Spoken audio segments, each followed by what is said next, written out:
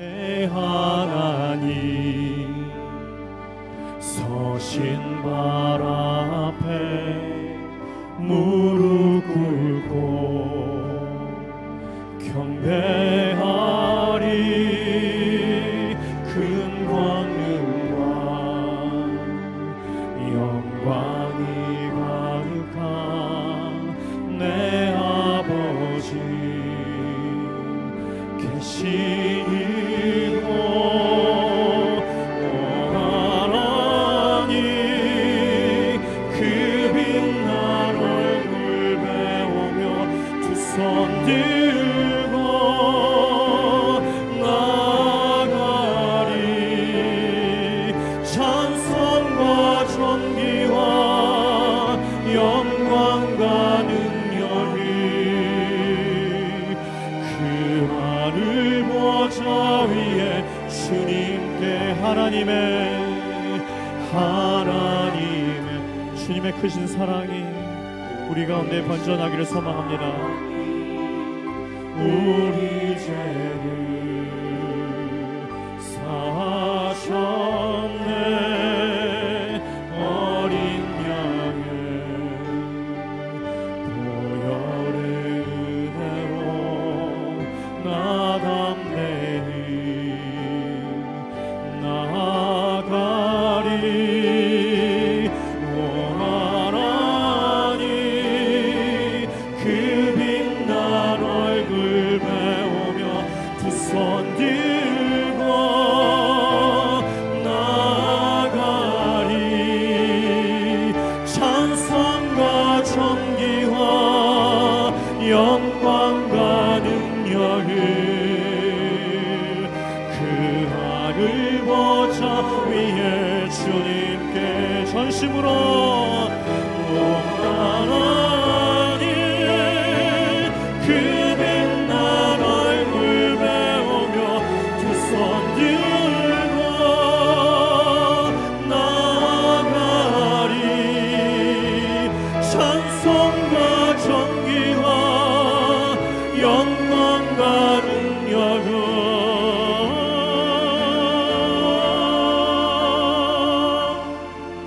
그 하늘 보좌 위에 주님께.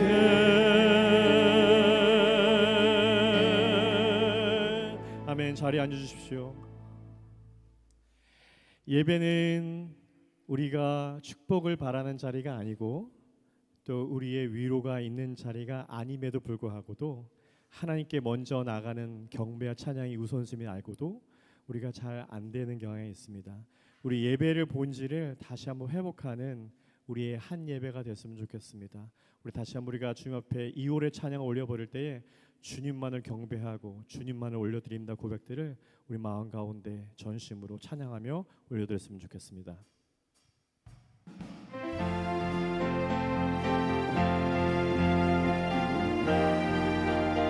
우리 전심으로 주님을 경배하며 우리 목소리로 최고의 찬양들을 주님께 올려드렸으면 좋겠습니다.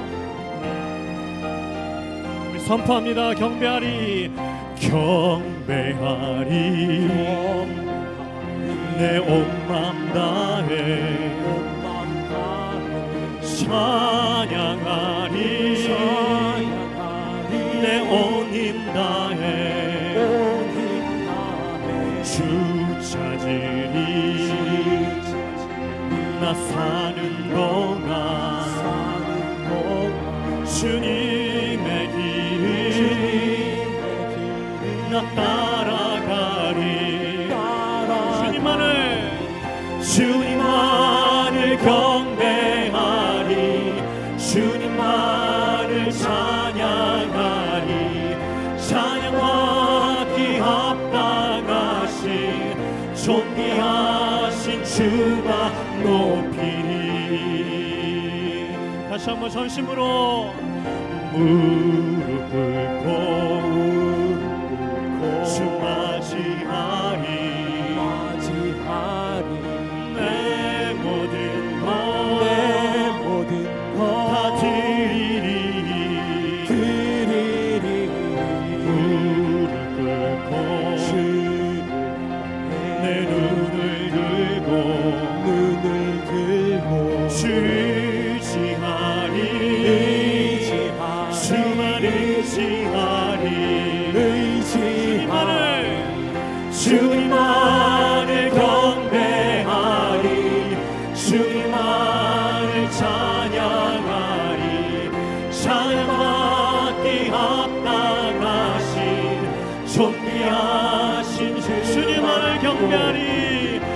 주님만을 경배하리 주님만을 찬양하리 찬양받기 합당하신 존귀하신 주만로 다시 한번 목소리 높여 전심으로 주님을 경배합니다.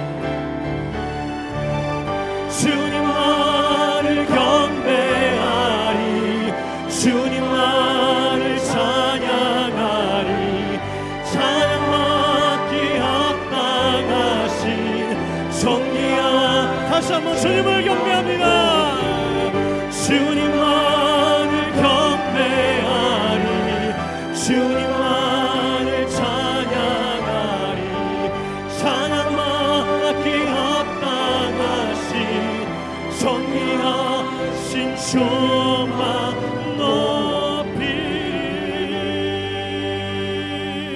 높이리. 주님을 올려드리는 이 예배 시간이 되기를 소망합니다. 우리 첫째 아이가 이제 19살이에요. 우리 귀준이랑 동갑인데 아침에 굿모닝조차도 말하기 힘들어하는 아이거든요. 근데 걔가 유일하게 저한테 표현하는 사랑의 방법이 있는데요. 제가 이렇게 혼자 침대에 누워있으면 이렇게 슬금이 누워서 백허그를 해줘요. 그리고 제가 이제 아침 집에 나갔다가 집에 들어가면 제 볼에 뽀뽀를 해줘요. 네. 징그럽죠. 네. 걔가 아버지가 자기를 사랑한다는 마음들을 말로 표현하지만 걔 몸으로 표현하는 우리 아들입니다. 찬양할 때에 성격이 내성적이어서 잘 찬양 못하시고 또 손 드는 것 좀 부끄러워하시는 분이 계실 줄 압니다. 하나님 사랑이 우리 가운데 분명히 있습니다.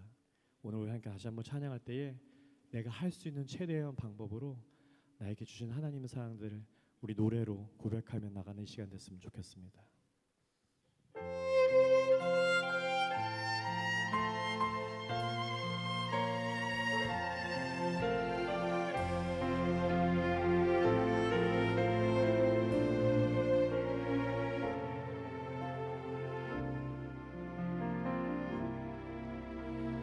온맘 다해 주 사랑하라 생명 다해 주 사랑하라 뜻을 다하여 사랑하라 온맘 다해 생명 다해 우리 하나님의 사랑들 다시 한번 가슴속에 새기면서 찬양합니다. 온 맘 다해 주 사랑하라 생명 다해 주 사랑하라 뜻을 다하여 사랑하라 온 맘 다해 생명 다해 주 사랑 우리 고백합니다. 사랑해요 존귀하신 주 사랑해요 그일에 가셨네 사랑해요 더욱 사랑해 온 맘 다해 생명 다해 주사 우리 다시 한번 고백합니다. 온 맘 다해 주 사랑하라 생명 다해 주 사랑하라 하나님의 사랑들이 이 시간에 있기를 소망합니다. 다하여 사랑하라 온 맘 다해 생명 다해 주 사랑해 고백합니다. 사랑해요 존귀하신 주 사랑해요 그일에 가셨네 사랑해요 더욱 사랑해 온 맘 다해 생명 다해 주 사랑해 주 사랑해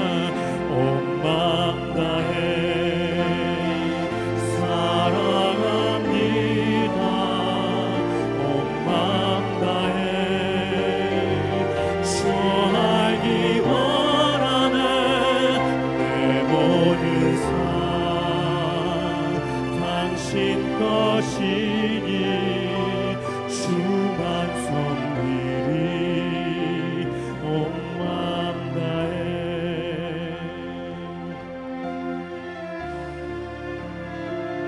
하나님, 내가 주님을 사랑합니다.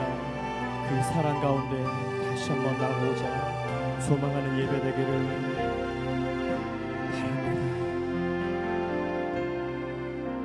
주님과 함께하는 이 고요한 시간, 주님의 보좌 앞에 내 마음을 모든 것 아시는 주님께 감출 것 없네. 내 맘과 정성 다해 주 바라나이다.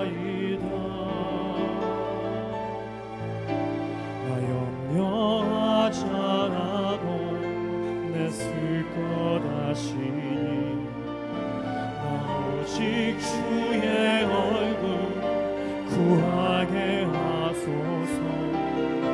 다 이해할 수 없을 때라도 감사하며 나날가 순종하며 주 따 우리 전심으로 주님께 고백합니다. 온 마음 다해 사랑합니다. 온 마음 다해 주 알기 원하네. 내 모든 삶 당신 것이니 주만 섬기리 온 마음 다해 온 마음 다해 온 마음 다해 사랑합니다. 온 마음 다해 주 알기 원하네. 내 모든 삶 당신 것이니 주만 섬기리. 우리 한 번 다시 진심으로 고백합니다. 주님 앞에 온 마음 다해 사랑합니다. 온 다해 주 알기 원하네. 내 모든 삶 당신 것이니 주만 섬기리 온 마음 다해. 우리가 노래로 고백했던 것처럼 하나님의 계획과 하나님의 지혜는 우리가 이해할 수 있는 그런 분이 아니십니다. 하나님, 내가 닥친 건강의 어려움, 또 여러 가지 생활의 어려움들, 또 앞에 가로막혀져 있는 모든 장벽들이 있을지라도 그것을 나에게 허락해 주심의 계획들을 우리가 이해할 수 없습니다. 다만 아버지 하나님, 우리가 할 수 있는 것은 기쁠 때나 슬플 때나 막막할 때도 그 순간을 감사하며 주님 앞에 예배하며 날마다 주님에 순종하고 따르는 것입니다. 우리가 온 마음 다해 주님을 섬기기 원합니다. 하나님, 온 마음 다해서 예배하는 이 시간에 주님의 보좌 앞에 내 마음을 쏟아넣기 원합니다. 나의 모든 것을 아시는 주님, 나의 머리카락 숫자조도 아버지 모든 것을 아시는 주님께 정성을 다하여 성실하게 그분을 신뢰하며 예배하는 이 시간 되게 소망합니다. 이런 고백들을 주님 앞에 들어주기 원합니다. 우리 아비 세대가 이런 고백을 하나님께 드릴 때에 우리 자녀 세대들도 똑같이 그 고백을 드려줄 것입니다. 우리 제너레이션을 지나가면서 이 주님을 향하는 마음들이 동일한 고백들을 드려지는 우리의 모든 세움 공동체가 되길 소망하는 마음으로 시간을 함께 찬양하도록 기도하도록 하겠습니다. 함께 기도하겠습니다.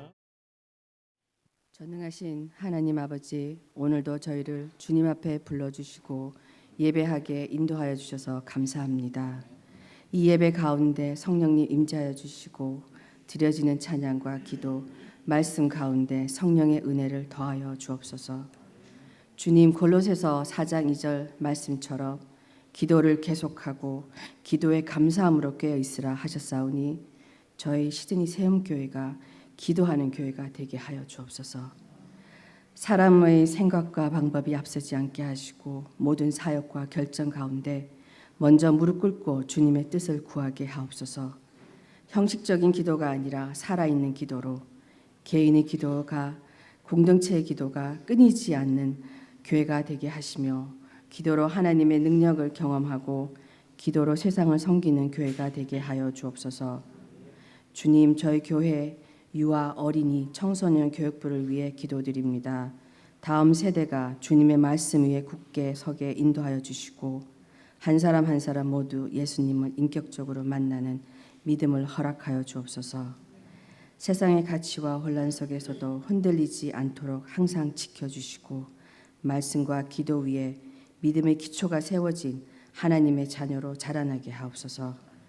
교육부를 섬기는 모든 교육자와 교사들에게 지혜와 사랑과 성령의 충만함을 더하여 주시고 그들의 수고와 헌신 위에 주님의 위로와 기쁨이 넘치게 하옵소서. 가정과 교회가 함께 협력하여 다음 세대를 믿음으로 세워가는 공동체가 되게 하여 주옵소서.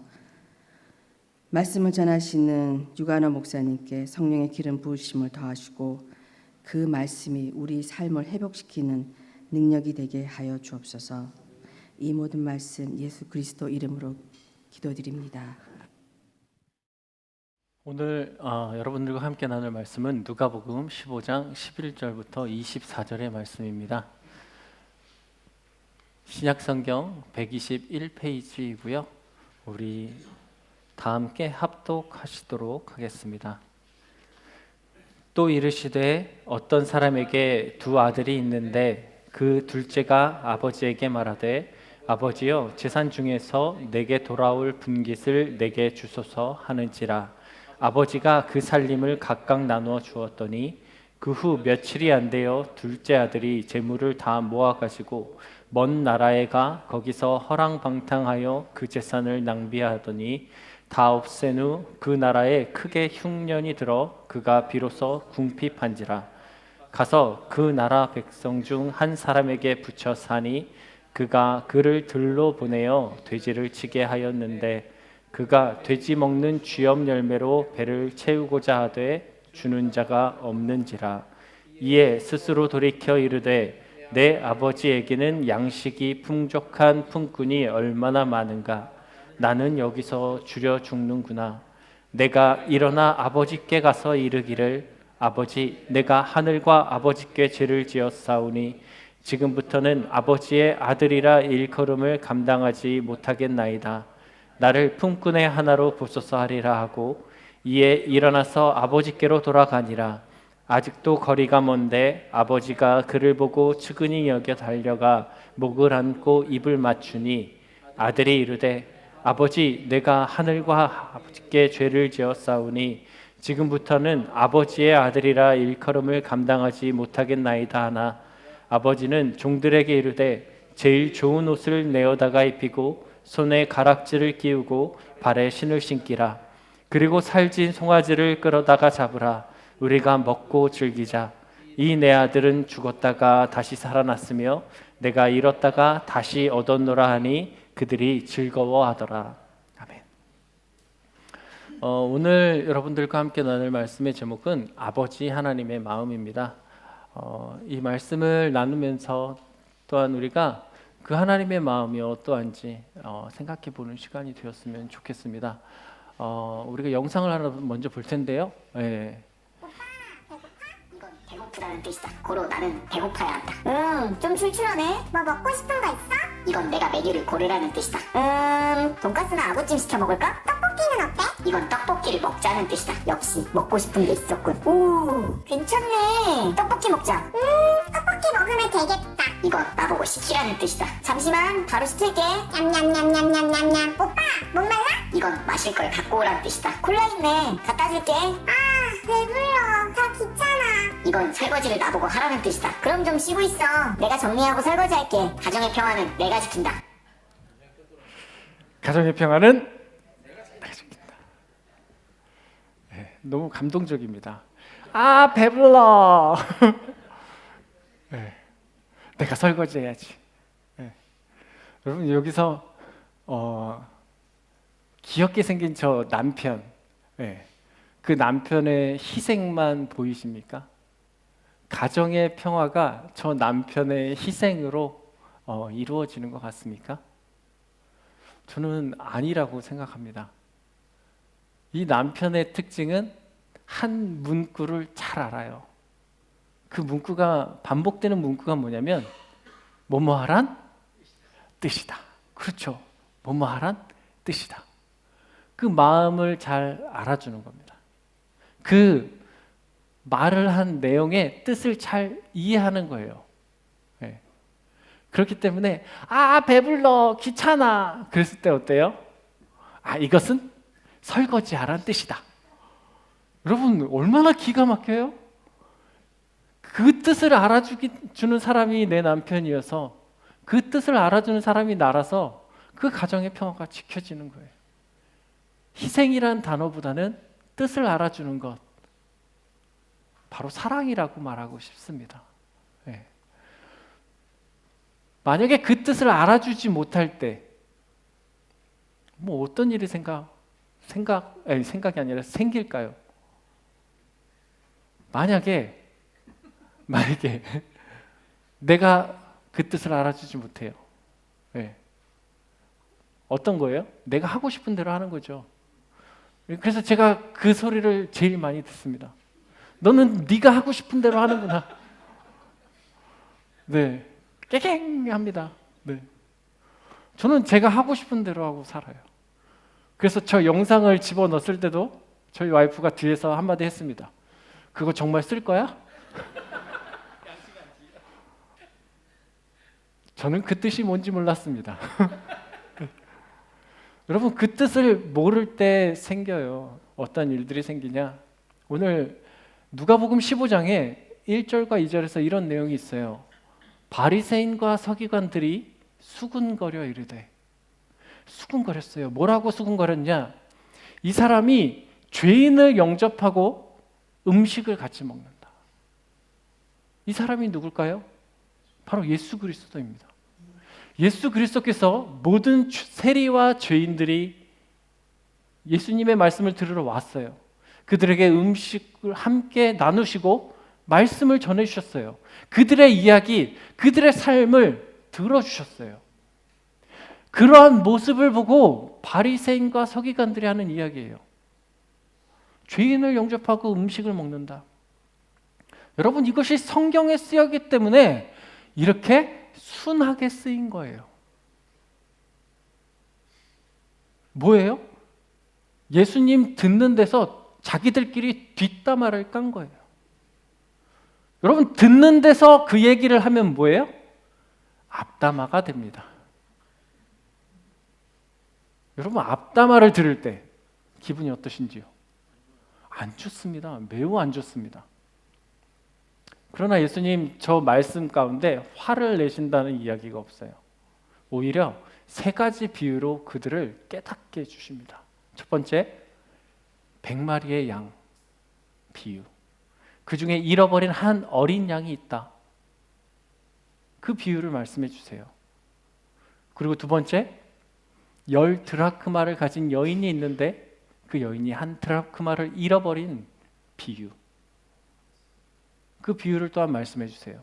그리고 오늘 여러분들과 함께 나눌 말씀인 두 아들 중에 한 아들이 있는데 그 아들이 아버지의 재산을 가지고 나가는 우리가 잘 알고 있는 돌아온 탕자의 비유. 왜 다들 그렇게 돌아온 탕자를 강조하는지는 모르겠지만요. 돌아온 탕자의 비유라고 말합니다. 네. 여러분 근데 말씀 가운데 각 비유의 끝을 보면요. 그 마지막 말씀들을 보면 그 하나님의 뜻이 어떠한가를 알 수 있어요.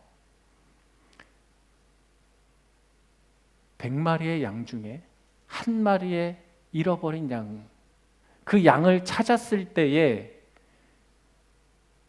그 아버지의 마음, 그 목자의 마음이 어떠한지.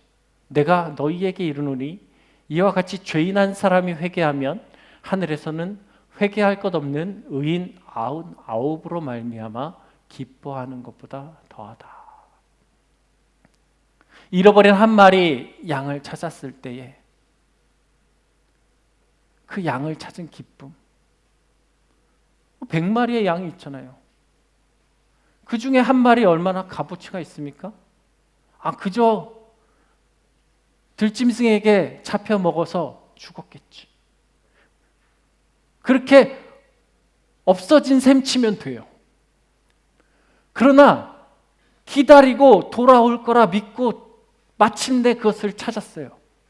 그때 찾은 그 목자의 마음, 그것이 아버지의 마음처럼 죄인 한 사람이 회개한, 하늘에서는 얼마나 그 마음에 기쁨이 큰지를 말해줍니다. 두 번째 비유에서는요, 10드라크마 중 한 드라크마를 잃어버린 여인. 여러분, 드라크마는 큰 돈이 아니에요. 달란트처럼 큰 돈이 아닙니다. 그런데 그 중에 한 드라크마를 잊어버렸어요. 그래서 열심히 찾아다닙니다. 그러다가 찾았어요. 이게 너무 기뻐서 친구들을 다 불러 모은 거예요. 야, 잔치하자. 10드라크마 중 나 한 드라크마 잃어버린 거 찾았어. 이 여인이 그날 쓴 돈은 10드라크마보다 많을 거예요. 자신이 기쁜 거를, 그 기쁨을 표현하는 거예요. 그래서 말씀에는 저렇게 나와요. 죄인한 사람이 회개하면 하나님의 사자들 앞에서 기쁨이 된다. 여러분, 하나님의 기쁨이 느껴지십니까? 그 죄인이 회개할 때 하나님의 기쁨이 느껴지십니까? 이것이 하나님의 뜻입니다. 오늘의 비유 마지막 절에서는 아버지가 이르되 너는 항상 나와 함께 있으니 내 것이 다 네 것이로되 이 내 동생은 죽었다가 살아났기로 내가 잃었다가 얻었기로 우리가 즐거워하고 기뻐하는 것이 마땅하지 않느냐. 큰아들에게 한 말씀이에요. 큰아들이 아빠한테 따진 거예요. 왜 집 나간 아들한테 그렇게 잘해주냐고. 나는 항상 아버지 옆에 있었는데, 난 아버지를 위해서 살았는데, 그렇게 따진 거예요. 그 아들에게 아버지가 타이르듯 말씀합니다. 아들아, 넌 나와 늘 항상 함께 있지 않니? 그래서 내 것을 다 네 것처럼 누리지 않았니? 그런데 네 동생, 우리가 말하는 탕자죠. 죽었다가 살아났으며, 아버지 마음엔 죽었다가 살아난 거예요. 내가 잃었다가 얻은 아들이에요. 그러니 내가 기뻐하는 게 마땅하지 않겠니라는 타이름입니다. 아버지의 사랑이죠. 너는 내 뜻을 알겠니? 너는 내 마음을 알아주겠니? 그 이야기예요. 여러분, 하나님 아버지의 뜻은 죄인이 회개하고 돌아오는 겁니다. 그것이 하나님 아버지의 뜻이에요. 그런데 우리는 때로는 그 뜻을 잘 알지 못하고요. 때로는 그 뜻을 이해하지 못해서 바리새인과 서기관처럼 행동할 때가 너무나 많아요. 큰아들처럼 행동할 때가 너무나 많다는 거예요. 죄인이 회개하고 돌아오는 것. 그런데 여러분들과 나눌 이야기는, 말씀은 단순히 죄인이 회개해서 돌아오는 것뿐만 아니라 그 속에 담긴 그 탕자의 비유를 통해서, 돌아온 아들, 잃어버린 아들을 찾은 비유를 통해서 그 아버지의 사랑이 어떠한지, 아버지의 마음이 어떠한지를 잘 표현해줘요. 저는 그 이야기를 여러분들과 나누고 싶습니다. 말씀은 이렇게 시작됩니다. 또 이르시되 어떤 사람에게 두 아들이 있습니다.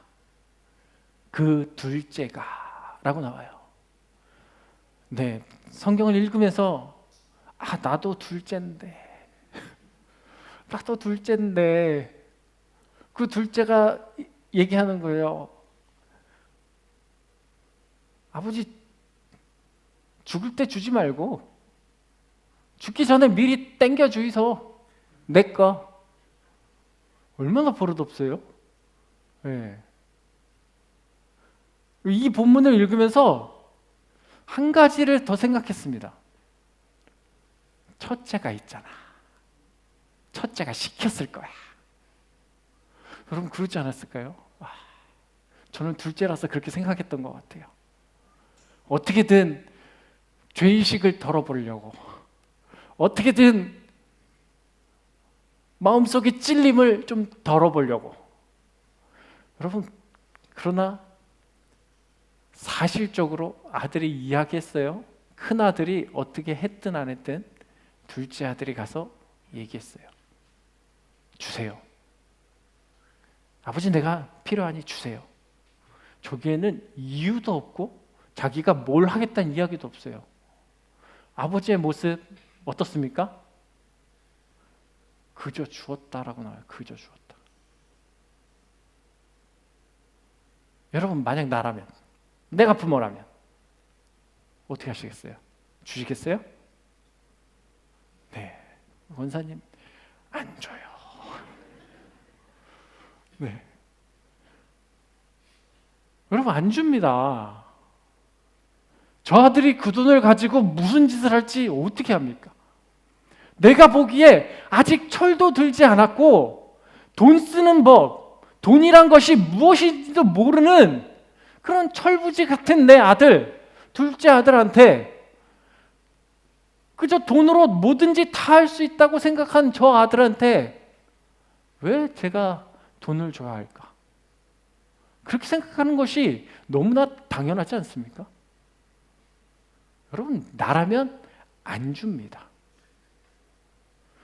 안 줘요. 그리고 이야기하겠죠. 너 그거 어디다 쓰려고 그래? 네가 그 돈을 가지고 쓸 것을 A4 용지 10장의 보고서로 작성해와.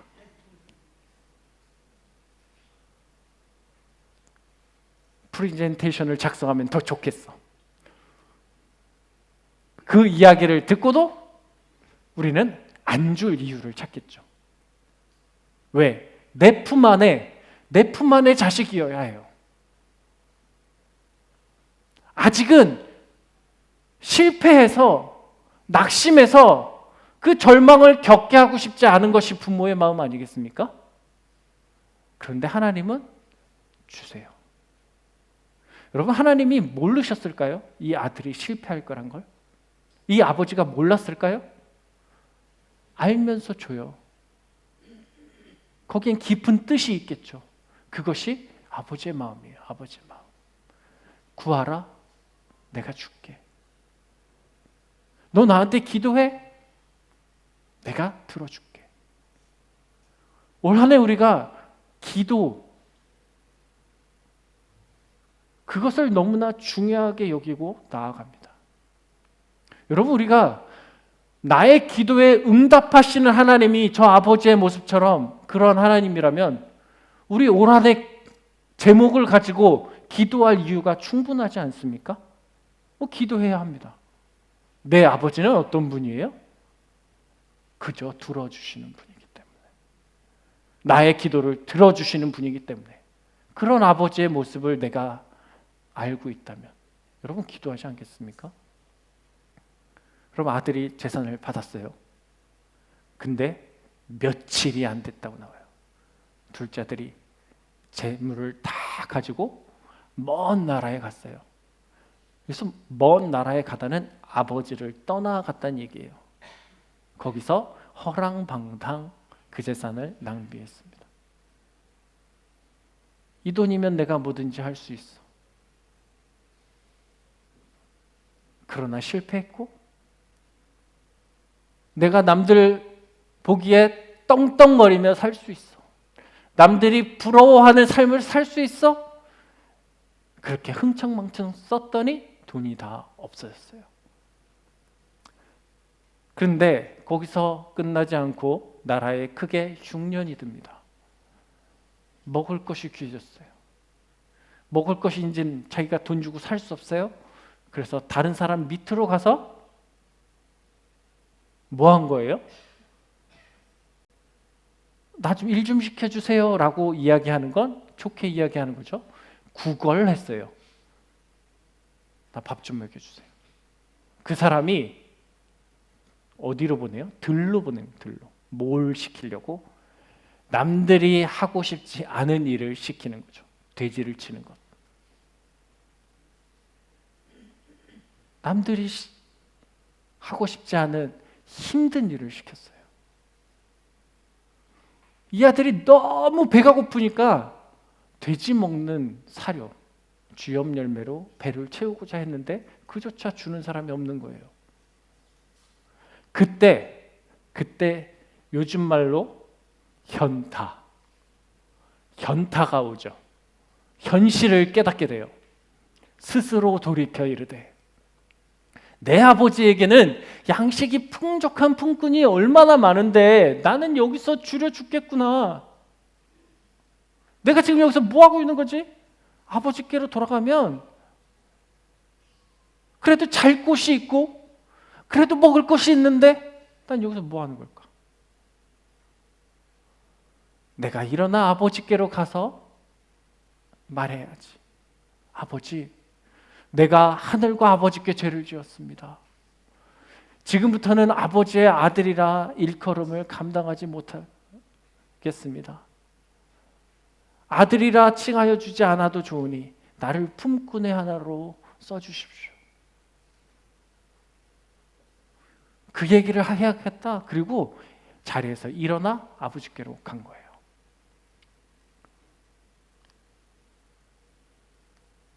여러분, 일어나서 아버지께로 갔습니다. 근데 저 20절에 저 이야기가 오늘의 우리의 감동 포인트. 아버지께로 돌아가는 아들, 그 아들을 보는 아버지. 아직도 거리가 먼데 아버지가 그를 보고 측은히 여겨 달려가 목을 안고 입을 맞춥니다. 여러분, 짧은 20절이지만 여기에 아버지의 마음과 아버지가 어떻게 기다려왔는지 그 모습이 그려져 있어요. 아직도 거리가 멀어요. 아들이 온다는 걸 압니까? 아들이 몇 날 몇 시에 온다. 이거 알아요, 아버지가? 아니죠. 아들이 집을 나간 그날부터 이 아버지는 매일 기다린 거예요. 오늘은 올까? 저 아들이 오늘은 돌아올까? 기다린 거예요. 여러분, 품꾼이 얼마나 많아요? 이 아버지가 자기 밑에 있는 사람들 시켜서 야, 밖에서 기다리고 있어. 아들이 오면 나한테 얘기해. 내가 가서 맞아줄게. 그렇게 할 수도 있잖아요. 근데 그 아버지는 집 앞으로 나가서 사람들이 오는 거리에서 서서 기다리시는 거예요. 저 멀리서 터벅터벅 걸어옵니다. 누군가가 고개를 숙이고 터벅터벅 걸어와요. 다른 사람은 다 모르는데 아버지는 알아요. 아, 내 아들이구나. 아, 내 아들이구나. 거리가 멀어요. 내 아들이구나. 달려갑니다. 아버지가 달려가요. 달려가서 어떻게 했어요?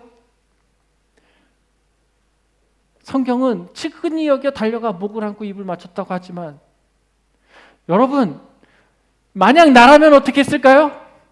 달려가서 머리끄댕이를 잡았겠죠. 이놈의 자식. 너 그러길래 아빠가 뭐라 그랬니? 안 된다 했지. 기어이 달래더니 이 사달을 내고 네가 돌아왔구나. 너 그래서 내 말 들으라 했지. 왜 내 말을 안 듣니? 엄마가 틀린 말 하디?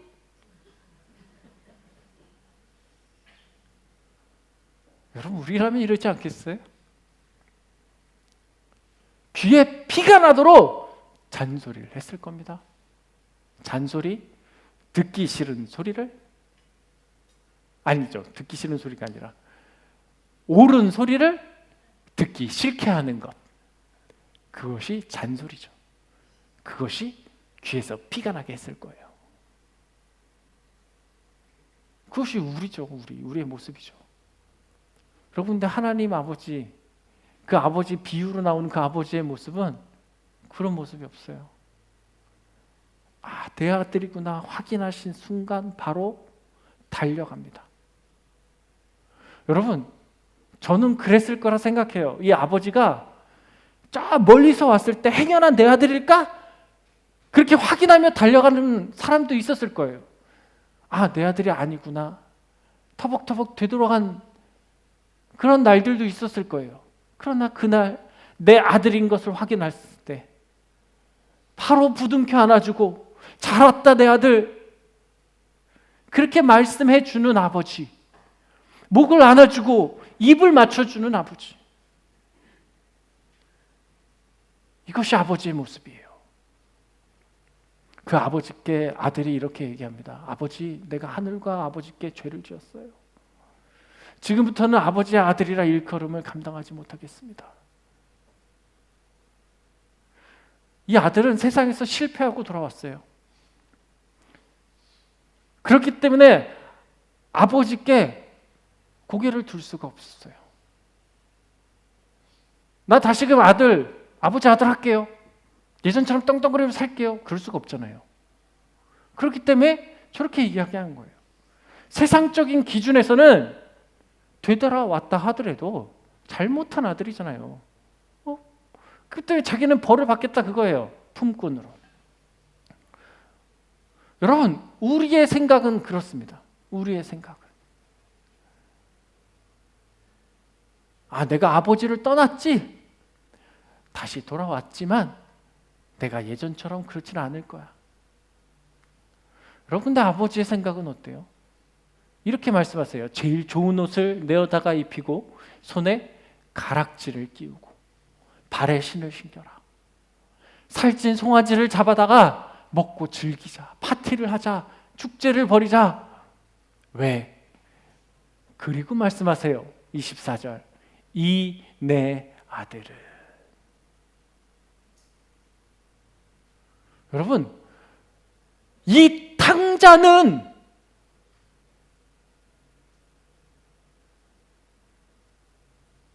내게 나쁜 일을 한 이놈은 이렇게 이야기한 게 아니에요. 이 아들의 죄를 꼬집은 것이 아니에요. 그저 내 아들은 이렇게 나와요. 집을 나가기 전에도 내 아들이었지만 집을 나가서 고생할 때도 늘 아버지께는 내 아들이었어요. 돌아온 순간도 내 아들, 변하지 않는 내 아들이에요. 죽었다가 다시 살아났으며 내가 잃었다가 다시 얻었다. 여러분, 이것이 아버지의 마음이에요.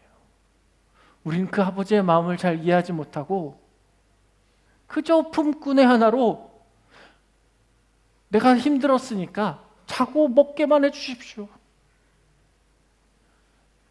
여러분, 우리 이러한 마음으로 신앙생활하면 안 됩니다.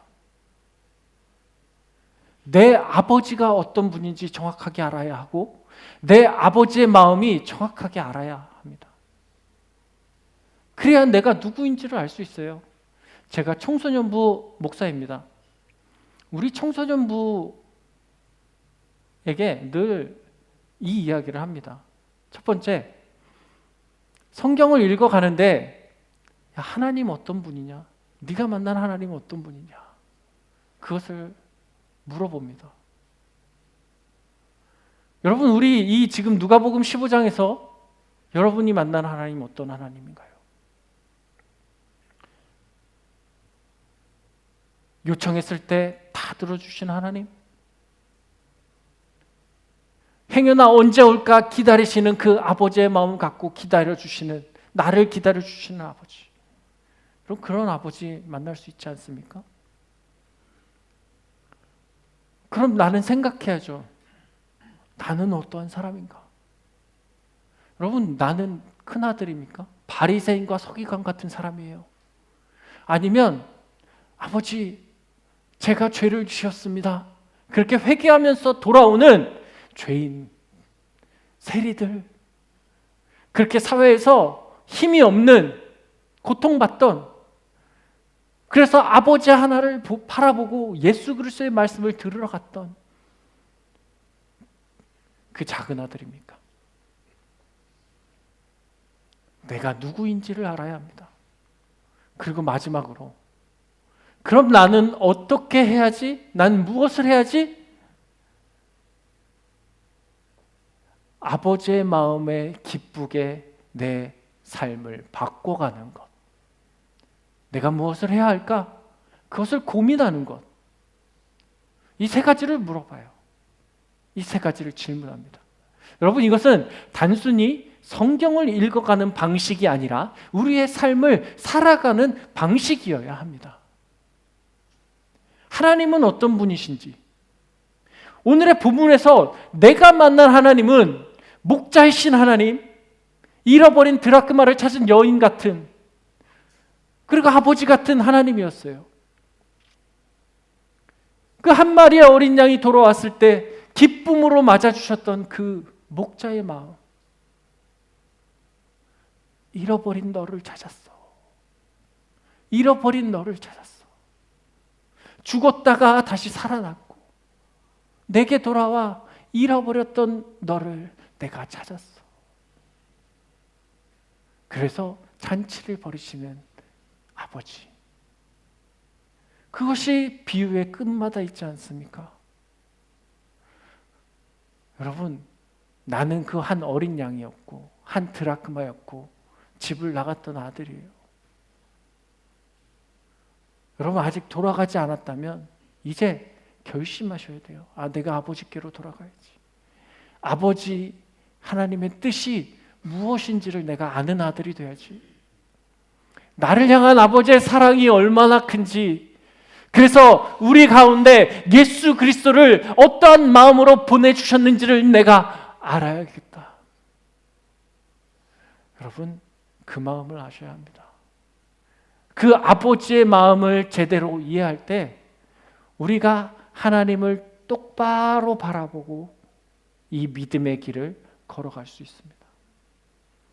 내가 어떻게 살아야 하는지 여러분이 다짐하실 수 있어요.